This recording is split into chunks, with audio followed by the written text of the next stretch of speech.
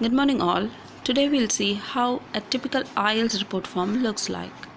In this video we'll discuss about how an IELTS typical report form look like, important elements to note in the form, when and where to use this form, when to surrender this test form, and there's one more query which I received from multiple persons asking question like they have taken multiple times the exam, they have taken multiple times the IELTS exam to improve the score.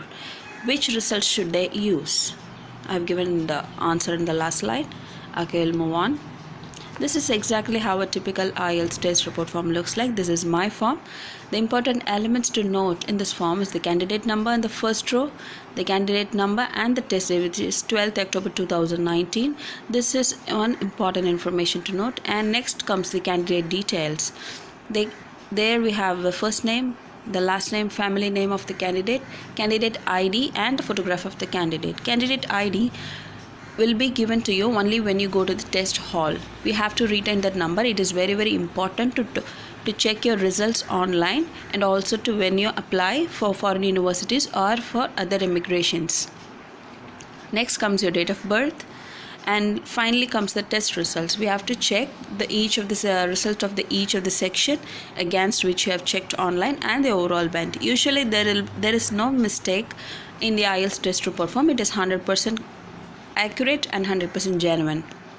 And more importantly, many people do not note it, the last row of the form contains the test result date, that is 26 November 2019. That is exactly the date when they have released my test results online, and the test report form number, which is a combination of alphabets and numbers. This is very important. Let's see when and how to use them. Okay, just as I said, these are all the important elements to note. Please verify this. Next, now let's see how to use this form, how this form is beneficial to you.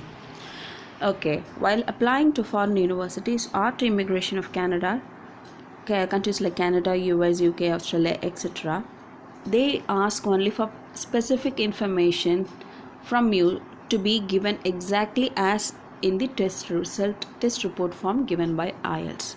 The reason behind this is IELTS sends one copy to you, and if at all you may, while applying for IELTS exam, if you had mentioned it that you need to send a copy to the immigration country or the university which you're going to apply for, IELTS directly sends a copy, electronic copy, to those immigration officers or to those particular university.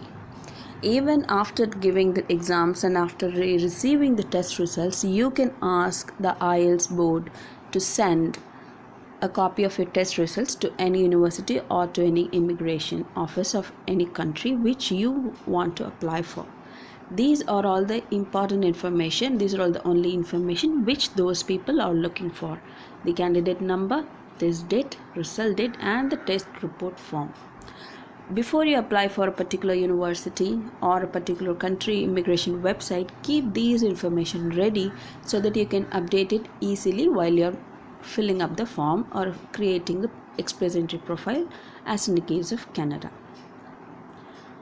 Okay, this test result date is fine. Test results stays good unless you apply for re-evaluation. So once you apply for re-evaluation, you need to send this test form back to the IELTS board, and they will send an updated form if there is any change in your score.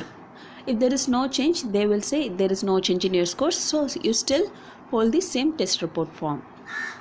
Alright. Okay, when to surrender this form? So once you receive a test report from IELTS, it is final. There is no change in that unless you volunteer to get a change. Meaning, when you apply for re-evaluation of your test results, maybe because you are not satisfied with your results, you were expecting high scores, good scores, but you got relatively lower scores. In that case, after you apply for re-evaluation, which might take up to 28 working days to give you results, the IELTS test report, you will receive a call from the IELTS center saying there is a change or there is no change. They will talk to you about this course, and you cannot check these re-evaluated results online. You can see the results only when you receive the updated test form. They will not share the results over phone. They will not share the results over email. You cannot check these re-evaluated results online also. So they will ask you to send your old report form in case there is a change. So you need to send it over courier to the particular office address as specified from the IELTS center. Once they receive the old report form, they will send you the new report form through courier. Only after you get your updated form, test report form in your hand, you can view your results. Otherwise, you should keep your test report form very, very safe. Okay, this is the question which many of you has asked me. People write many times. You can take as many times as you wish. The IELTS there puts no restriction on how many times you need to take up an IELTS exam. The only thing is you need to put in more effort to get improvement in your scores. Okay, which results can I use? For instance, you write the exam first time, you got, let us say for example, you got the result as 8765. You got only 5 in speaking band. The next time you take it, you get 8756. Now this time you got 5 in writing and 6 in speaking. So which result you want to use? Which one you want to use? It is up to you. IELTS do not get these test reports forms back. You can keep all the test results from yourself, but which test results you gonna use to our university or to an immigration country depends solely on the rules as specified by the country or the university. For instance, Canada immigration allows you to use any results, the only condition being the test results must be less than 2 years. If you had given a test result more than 2 years, then that is invalid.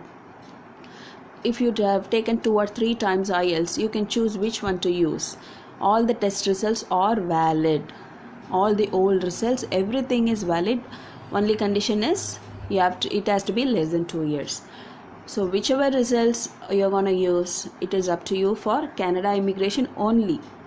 Same way, you need to check whichever country you're gonna apply for, whichever university you're gonna apply for. You're gonna check all the norms, all the conditions specified as per the country or the university. All right, read the instructions carefully. Thank you. If you have any queries, post in the comment section. Thank you.